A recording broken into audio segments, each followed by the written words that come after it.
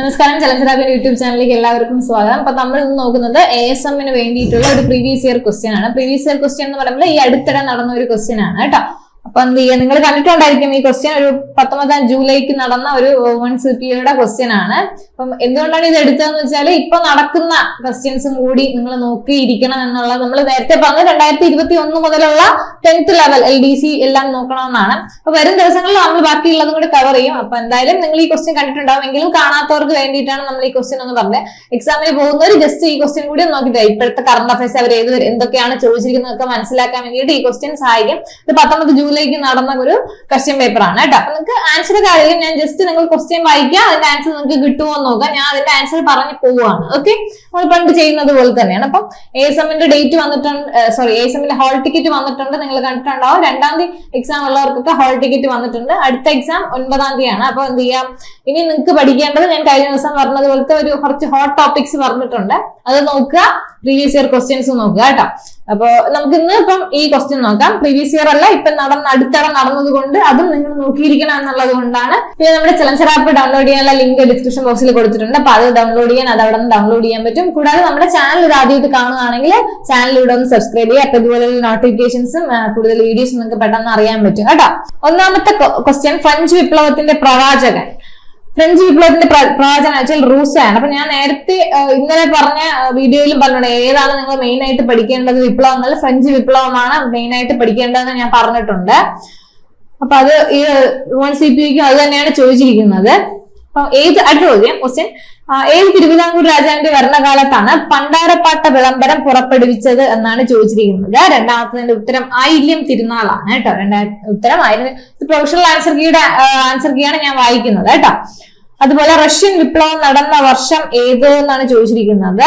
3ന്റെ ഉത്തരം 1917 ആണ് കേട്ടോ. വർഷങ്ങള് എല്ലാ വിപ്ലവങ്ങളുടെ വർഷങ്ങൾ, അതായത് വേൾഡ് ഹിസ്റ്ററി പഠിക്കുമ്പോൾ എന്ത് ചെയ്യുക, ഫ്രഞ്ച് അമേരിക്ക നന്നായിട്ട് പഠിക്കുക. ഫ്രഞ്ച്, അമേരിക്ക, റഷ്യൻ, ചൈനീസ്, അതിന്റെ വർഷങ്ങളും ചെറിയ നിങ്ങൾ പഠിച്ചിട്ടുണ്ടായിരിക്കില്ല. അപ്പൊ അതിന്റെ കുറച്ച് കാര്യങ്ങൾ കൂടി ഒന്ന് നോക്കിയിരിക്കുക. പുതിയതായിട്ടൊന്നും പഠിക്കാൻ വേണ്ടി നിൽക്കണ്ട. എന്താണോ പഠിച്ചത് അത് റിവൈസ് ചെയ്തിട്ട് പോവാ. പിന്നെ നമ്മുടെ പ്രീവിയസ് ഇയർ ക്വസ്റ്റ്യൻസ് കൂടെ നോക്കട്ടെ. ഇതിൽ പക്ഷെ കുറച്ച് നിങ്ങളുടെ BNSുമായിട്ട് ബന്ധപ്പെട്ടുള്ള വുമൺ CP ആയതുകൊണ്ട് അവരുടെ കുറച്ച് ക്വസ്റ്റ്യൻസ് ആഡ് ചെയ്തിട്ടുണ്ട്. അപ്പൊ അത് ഞാൻ ഉൾപ്പെടുത്തിയിട്ടില്ല, നമുക്ക് അതിന്റെ ആവശ്യമില്ലല്ലോ.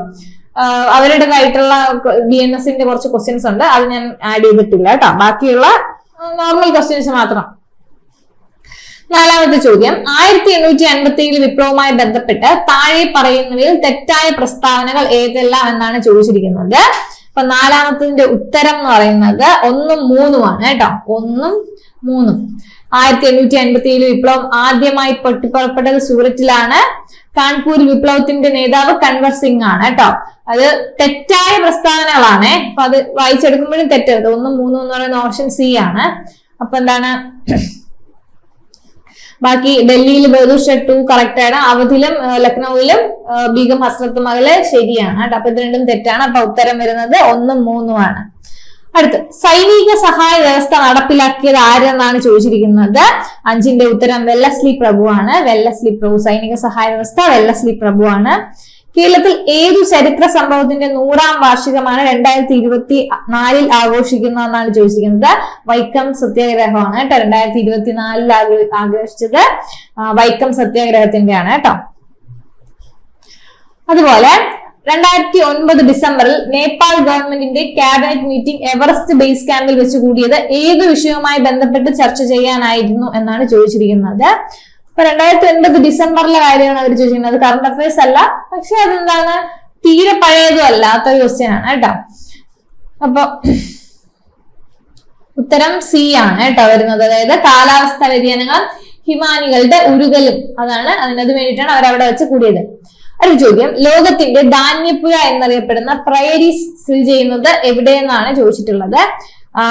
എന്താണ്, കാനഡയിലും അമേരിക്കയിലുമായിട്ടാണ് സ്ഥിതി ചെയ്യുന്നത് കേട്ടോ. കാനഡയിലും അമേരിക്കയിലുമായിട്ടാണ്. അടുത്ത ചോദ്യം, ന്യൂഡൽഹിയിൽ 2023 കൂടിയ G20 രാജ്യ കൂട്ടായ്മയുടെ പ്രധാന മുദ്രാവാക്യം എന്തായിരുന്നു എന്നാണ് കേട്ടോ. 2023 ചോദിച്ചിരിക്കുന്നത്. G20യുടെ പ്രധാന മുദ്രാവാക്യം എന്തായിരുന്നു എന്നാണ് ചോദിച്ചിരിക്കുന്നത്. 9ന്റെ ഉത്തരം ഒരു ഭൂമി, ഒരു കുടുംബം, ഒരു ഭാവി. ഓക്കെ, തീംസും ഉച്ചകോടികളും ചെയ്തിട്ടുണ്ട്. അപ്പൊ ജസ്റ്റ് അത് കണ്ടുനോക്കിയാൽ നിങ്ങൾക്ക് അറിയാമായിരിക്കും. ഇന്ത്യ വിഭജനത്തെ അടിസ്ഥാനമാക്കി പമേല റുക് സംവിധാനം ചെയ്ത ചലച്ചിത്രം ഏതാണെന്നാണ് ചോദിച്ചിരിക്കുന്നത്. എന്താണ്? Train to Pakistan. Okay, train to Pakistan ആണ് ഉത്തരം.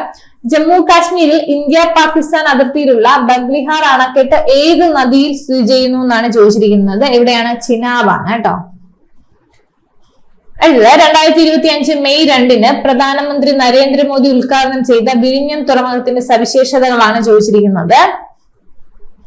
തുറമുഖത്തിന്റെ ആദ്യത്തെ ആഴക്കടൽ ഷിപ്മെന്റ് തുറമുഖമാണ്. ഇന്ത്യയിലെ ആദ്യത്തെ ഓട്ടോമേറ്റഡ് തുറമുഖമാണ്. അന്താരാഷ്ട്ര ഷിപ്പിംഗ് പാതയോട് നേരിട്ട് സ്ഥിതി ചെയ്യുന്ന ഏക ഇന്ത്യൻ തുറമുഖമാണ്. ഇന്ത്യയിലെ ഏറ്റവും ആഴമേറിയ ബ്രേക്ക് വാട്ടർ ആണ്. അപ്പൊ എന്താണ്? എല്ലാം ശരിയാണ് കേട്ടോ.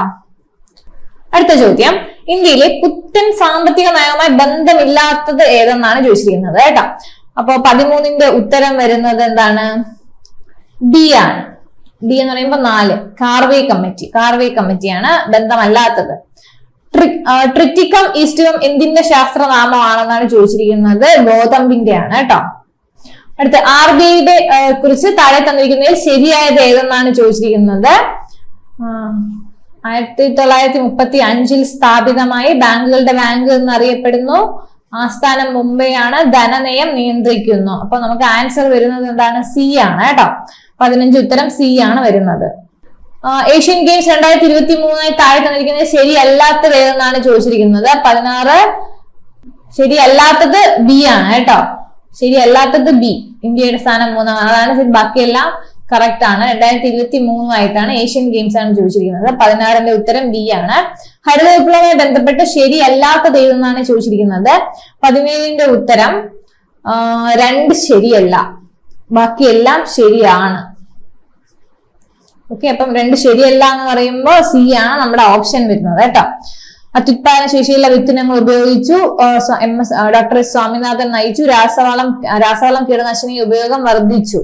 ഓക്കെ, അടുത്ത അമൃത് കാൽ എന്ന ആശയവുമായി ബന്ധമല്ലാത്തത്. അത് കൃത്യമായിട്ട് എഴുതിയിട്ടുണ്ട്. ശരിയല്ലാത്തത് ഏതെന്നൊക്കെയാണ് ചോദിച്ചിരിക്കുന്നത്. പെട്ടെന്ന് നമുക്ക് കാണുമ്പോൾ എന്ത് ചെയ്യും? നമ്മൾ തെറ്റാൻ ചാൻസ് ഉണ്ട്. അപ്പൊ ശ്രദ്ധിച്ച് ക്വസ്റ്റ്യൻ വായിക്കുക കേട്ടോ. ബന്ധമില്ലാത്തത് ഏതെന്നാണ് ചോദിച്ചിരിക്കുന്നത്. ബന്ധമില്ലാത്തത് എന്താണ്? 2022-23 യൂണിയൻ ബജറ്റ് ആണ്. ബാക്കിയെല്ലാം ബന്ധം ഉള്ളതാണ്. അപ്പൊ നമ്മുടെ ഉത്തരം വരുന്നത് എ ആണ്. അടുത്ത എന്താണ്? ഇന്ത്യൻ ഭരണഘടനാ നിർമ്മാണ സമിതിയുടെ ആദ്യ സമ്മേളനം നടന്നത് എവിടെയാണ് എന്നാണ് ഞാൻ ചോദിച്ചിട്ടുള്ളത്. 1946 ഡിസംബർ 9 ആണ് കേട്ടോ സമ്മേളനം നടന്നത്. പിന്നെ അടുത്ത വിദ്യാഭ്യാസ അവകാശത്തെ സംബന്ധിച്ച് ശരിയായ പ്രസ്താവനകൾ ഏതെല്ലാം എന്നാണ്. ഉത്തരം എ ആണ്. 1ഉം 3ഉം ആണ് കേട്ടോ. 1ഉം 3ഉം ആണ്. വിദ്യാഭ്യാസ അവകാശം 86ാം ഭരണഘടനാ ഭേദഗതിയിൽ ബന്ധപ്പെട്ടിരിക്കുന്നു. 21A അനുച്ഛേദം 21A. അടുത്ത ക്വസ്റ്റ്യൻ, ഇന്ത്യയുടെ ഭരണഘടനയിലെ നീതിന്യായ പുനരവലോകനം എന്ന ആശയം ഏത് ഭരണഘടനയിൽ നിന്നാണ് കടമെടുത്തത് എന്നാണ് ചോദിച്ചിരിക്കുന്നത്. അമേരിക്കയിൽ നിന്നാണ് കടമെടുത്തിരിക്കുന്നത് കേട്ടോ.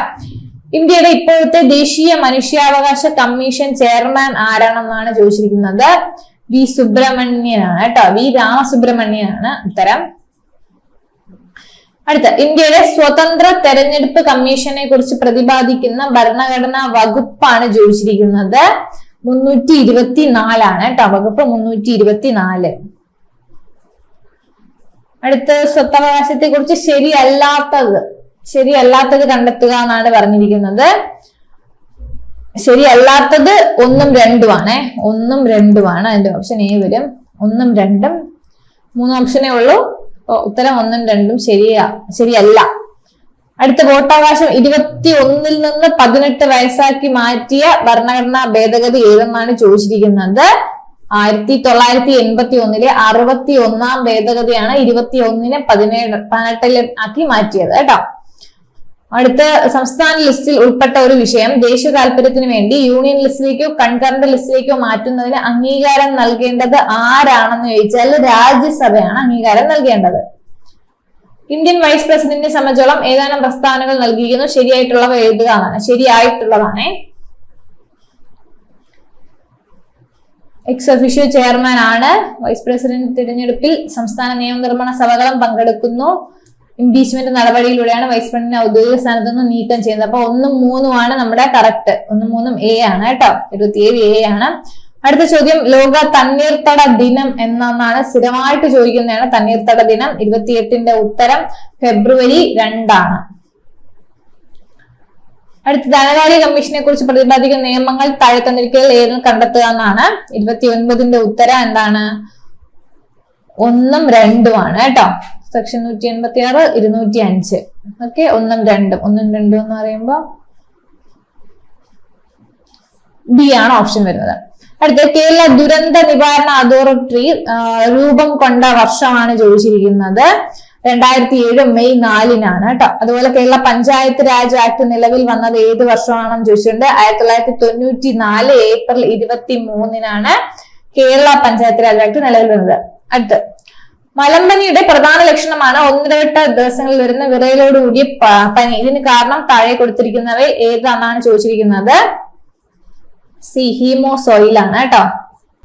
അടുത്ത്, HIV ബാധ കണ്ടെത്താൻ വേണ്ടി ചെയ്യുന്ന ടെസ്റ്റ് എലീസ ടെസ്റ്റ് ആണ്. പ്രസവശേഷം ആദ്യമായി ഉത്പാദിപ്പിക്കുന്ന മുലപ്പാലാണ് എന്ത്? കൊളസ്ട്രോം എന്ന് പറയുന്നത്. ഇതിലടയ്ക്കുന്ന ഇമ്മ്യൂണോഗ്ലോബുലിന്റെ പേരെന്താണെന്നാണ് ചോദിച്ചിരിക്കുന്നത്. IgA.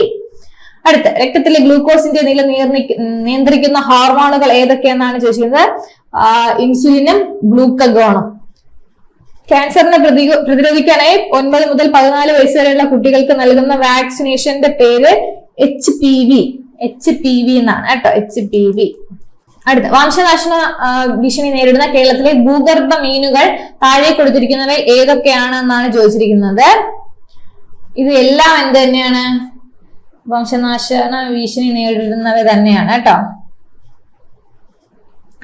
ഒരു വലിയ വെള്ളച്ചാട്ടത്തിന്റെ അടിയിലുള്ള വെള്ളത്തിന്റെ താപനില മുകളിലുള്ള വെള്ളത്തിന്റെ താപനിലയേക്കാൾ കൂടുതലാണ്. കാരണം ആണ് ചോദിച്ചിരിക്കുന്നത്. വീഴുന്ന വെള്ളത്തിന്റെ ഗതികോർജം താപമായി പരിവർത്തനം ചെയ്യപ്പെടുന്നു. അതാണ് അതിന്റെ കാരണം. അടുത്തത്, അന്തരീക്ഷ മർദ്ദത്തിൽ വെള്ളം 100 ഡിഗ്രി സെൽഷ്യസിൽ തിളയ്ക്കുന്നു. അപ്പൊ മർദ്ദം കുറഞ്ഞാൽ എന്ത് സംഭവിക്കും എന്നാണ് ചോദിച്ചിരിക്കുന്നത്. കുറഞ്ഞ താപനിലയിൽ തിളയ്ക്കുന്നു. ഓക്കെ, താഴെ പറയുന്നതിൽ പ്രകാശത്തിന്റെ സ്വഭാവം അല്ലാത്തത് ആണ് ചോദിച്ചിരിക്കുന്നത്. പ്രകാശത്തിന്റെ സ്വഭാവം അല്ലാത്തത് സഞ്ചരിക്കാൻ ഒരു മാധ്യമം ആവശ്യമാണ്. ഓക്കെ, സ്റ്റാർഷിപ്പ് എന്ന് പറയുന്ന ബഹിരാകാശ പേടകം ഏത് ബഹിരാകാശ ഏജൻസിയാണ് നിർമ്മിച്ചതെന്നാണ് ചോദിച്ചിരിക്കുന്നത്. 41 SpaceX ആണ്. സോഡിയം കാർബണേറ്റ് ലായനിയുടെ pH മൂല്യമാണ് ചോദിച്ചിരിക്കുന്നത്. 7-ന് മുകളിലാണ്. അറ്റോമിക സംഖ്യ 23 മൂലകം ആവർത്തന പട്ടികയിൽ ഏത് ബ്ലോക്കിൽ പെടുമെന്നാണ് ചോദിച്ചിരിക്കുന്നത്. ഏത് ബ്ലോക്കിലാണ്? D ബ്ലോക്കിലാണ്. 90 ഗ്രാം ജലത്തിൽ എത്ര മോൾ അടങ്ങിയിട്ടുണ്ട് എന്ന് ചോദിച്ചാൽ 5 മോൾ. ഇലക്ട്രിക് അയൺ ബോക്സിലെ ഹീറ്റിംഗ് എലിമെന്റ് നിർമ്മിക്കാൻ ഉപയോഗിക്കുന്ന ലോഹ സങ്കരമാണ് ചോദിച്ചിരിക്കുന്നത്. നിക്രോം ആണ് കേട്ടോ. അടുത്ത, രാജാ രവിവർമ്മയെ കുറിച്ചുള്ള പ്രസ്താവന ശരിയായവ കണ്ടെത്തുക എന്നുള്ളതാണ് ചോദിച്ചിരിക്കുന്നത്. പാശ്ചാത്യ നിപുണൻ, കിളിമാനൂർ കൊട്ടാരത്തിൽ, എല്ലാം ശരിയാണ് കേട്ടോ. എന്റെ ഗുരുനാഥൻ എന്ന കവിത താഴെ നൽകിയവയിൽ ഏത് സമാഹാരത്തിൽ നിന്നാണ് എടുത്തിരിക്കുന്നതെന്ന് ചോദിച്ചു കഴിഞ്ഞാല് സാഹിത്യമഞ്ജരി 4-ാം ഭാഗം. ഓക്കെ, ക്ലാസിക് പ്രസ്ഥാനത്തിലെ റൊമാന്റിക് കാവ്യമെന്നും റൊമാന്റിക് പ്രസ്ഥാനത്തിലെ ക്ലാസിക് കാവ്യമെന്നും വിശേഷിപ്പിക്കാവുന്ന കൃതി ഏതെന്നാണ് ചോദിച്ചിരിക്കുന്നത്. നളചരിതം ആട്ടക്കഥയാണ് കേട്ടോ. 2025 ചാമ്പ്യൻസ് ട്രോഫി ഏകദിന ക്രിക്കറ്റുമായി ബന്ധപ്പെട്ട് തെറ്റായ പ്രസ്താവനയാണ് ചോദിച്ചിരിക്കുന്നത്. ഫൈനലിൽ ന്യൂസിലാൻഡിനെതിരെ ഇന്ത്യക്ക് 4 വിക്കറ്റ് ജയം. ചാമ്പ്യൻസ് ട്രോഫിയിൽ ഇന്ത്യക്ക് 3-ാം കിരീടം. രോഹിത് ശർമ്മയെ ടൂർണമെന്റിലെ താരമായി തിരഞ്ഞെടുത്തു. അപ്പൊ തെറ്റായത് ഇതാണ് കേട്ടോ. അപ്പൊ 3 മാത്രമാണ് നമ്മുടെ തെറ്റ്. ആൻസർ ഓപ്ഷൻ ആണ് കേട്ടോ. അടുത്ത ചോദ്യം, ശരിയായ പ്രസ്താവന കണ്ടെത്തുക എന്നാണ്. കറന്റ് അഫയേഴ്സ് ക്വസ്റ്റ്യൻ ആണ് കേട്ടോ. നമ്മുടെ സുനിത വില്യംസിന്റെ ഒക്കെ ആ ഡേറ്റും കൃത്യമായിട്ട് അറിയെങ്കിൽ മാത്രമേ ചെയ്യാൻ പറ്റുള്ളൂ. ഇതില് ശരിയായ പ്രസ്താവനയാണ് ചോദിച്ചിരിക്കുന്നത്. 286 ദിവസത്തെ ബഹിരാകാശത്തിന് ശേഷമാണ് എന്ത് സുനിത വില്യംസും ബുച്ച് വിൽമോറും ഭൂമിയിൽ എത്തിയത്. 3 നമ്മുടെ ശരി. ബാക്കിയുള്ളത് മാത്സ് ആണ്. മാത്സും കുറച്ച് BNS ആണ്. അത് ഞാൻ എല്ലാം ഉൾപ്പെടുത്തിയിട്ടില്ല. മാത്സിന്റെ ആൻസർ ജസ്റ്റ് പറഞ്ഞു പോകുന്നേ ഉള്ളൂ കേട്ടോ. 51 ഉത്തരം 0.375 ആണ്. അടുത്തൊരു ഇൻട്രസ്റ്റിന്റെ ക്വസ്റ്റ്യൻ ആണ്. 52ന്റെ ഉത്തരം D ആണ്. പിന്നെ നമ്മുടെ അംശബന്ധവുമായിട്ട് ബന്ധപ്പെട്ടിട്ടുള്ള ഒരു ക്വസ്റ്റ്യൻ ആണ്. 18(6) ആണ് ഉത്തരം. പിന്നെ അടുത്തൊരു ഏജിന്റെ ക്വസ്റ്റ്യൻ ആണ്. 54(3) ആണ് ഉത്തരം. നിങ്ങൾ ചെയ്ത് നോക്കുക, ചെയ്ത് പറ്റിയില്ലെങ്കിൽ പറഞ്ഞാൽ മതി, ഞാൻ ചെയ്തു തരാം. അടുത്ത കോണുകളുടെ തുക 81 ബഹുഭുജത്തിന് എത്ര വശങ്ങളുണ്ട് എന്നാണ് ചോദിച്ചിരിക്കുന്നത്. സി 47. അതുപോലെ സമചതുര വികിരണത്തിന്റെ നീളം ഒരു വശത്തിന്റെ എത്ര നീളത്തിന്റെ എത്ര മടങ്ങാണെന്നാണ് ചോദിച്ചിരിക്കുന്നത്. ഡി ആണ് ഉത്തരം. അടുത്ത് ക്ലോക്കിലെ സമയമാണ് ചോദിച്ചിരിക്കുന്നത്. മണിക്കൂർ സൂചിയും മിനിറ്റ് സൂചിയും കഴിവുള്ള ഫോമുല നിങ്ങൾക്ക് അറിയാൻ വിശ്വസിക്കുന്നു. 135 ആണ് ഉത്തരം വരുന്നത്. 58 16 ആണ് ഉത്തരം വരുന്നത്. അടുത്തൊരു AP ക്വസ്റ്റ്യൻ ആണ്, സമാന്തര ശ്രേണിയാണ്. 59ന്റെ ഉത്തരം വരുന്നത് 9:27 ആണ്. അടുത്തൊരു വർക്ക് അതെ ഡിസ്റ്റൻസ് ആണ്, ടൈം ആൻഡ് ഡിസ്റ്റൻസ് ആണ് വരുന്നത്. 60 ഉത്തരം 24 ആണ് കേട്ടോ. അടുത്ത മലയാളമാണ്. അപ്പം ഇടയ്ക്ക് കുറച്ച് എന്തായിരുന്നു BNS-ഉമായിട്ട് ബന്ധപ്പെട്ടുള്ള ക്വസ്റ്റ്യൻസ് ആണ്, അത് ഞാൻ എടുത്തിട്ടില്ല. നിങ്ങൾക്ക് അതിന്റെ ആവശ്യമില്ല, ASM അതിന്റെ ആവശ്യമില്ലാത്തതുകൊണ്ട് അത് എടുത്തിട്ടില്ല. അവരുടെ സ്പെഷ്യൽ ടോപ്പിക് ആണത്. 81ന്റെ ഉത്തരം വരുന്നത് പ്രേക്ഷകൻ എന്ന വാക്കിന്റെ സ്ത്രീലിംഗ രൂപം ഏതെന്നാണ് ചോദിച്ചിരിക്കുന്നത്. 81ന്റെ ഉത്തരം സി ആണ്, പ്രേക്ഷക എന്നാണ്. പ്രേക്ഷക. നിഷ്ഫല യജ്ഞം എന്നർത്ഥം വരുന്ന ശൈലി തെരഞ്ഞെടുക്കുക എന്നാണ് പറഞ്ഞിരിക്കുന്നത്. 82 കാകദന്ത ഗവേഷണമാണ് അതിന്റെ ഉത്തരം വരുന്നത്. നിരാമയം എന്നത് പിരിച്ചെഴുതുക. 83 നിരാമയം നിർ ആമയം. സമത എന്ന വാക്കിന്റെ സമാനാർത്ഥത്തിലുള്ള പദം കണ്ടെത്തുക എന്നാണ്.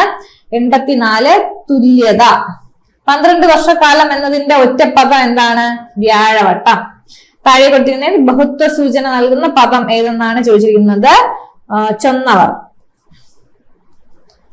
ശുദ്ധരൂപം തെരഞ്ഞെടുക്കുക എന്നാണ്. അഷ്ടമുഷ്ടി എന്നാണ്. മുല്ലപ്പൂമ്പൊടി ഏറ്റുകിടക്കും കല്ലിനും ഉണ്ടാം സ്വരവും. ഈ വരികളുടെ സമാനാശയം വരുന്ന പഴഞ്ചൊല്ല് ഏതെന്നാണ് ചോദിച്ചിരിക്കുന്നത്. പാലോട് ചേർന്ന വെള്ളവും പാലാകും.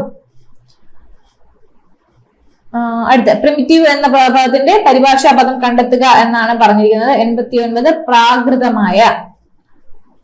അടുത്ത കാട് എന്ന പദത്തിന്റെ പര്യായ പദക്കൂട്ട് ഏതൊക്കെയാണെന്നാണ് ചോദിച്ചിരിക്കുന്നത്. കാനനം, ഗഹനം, വിപിനം. അടുത്ത ഇംഗ്ലീഷ് ആണ് കേട്ടോ.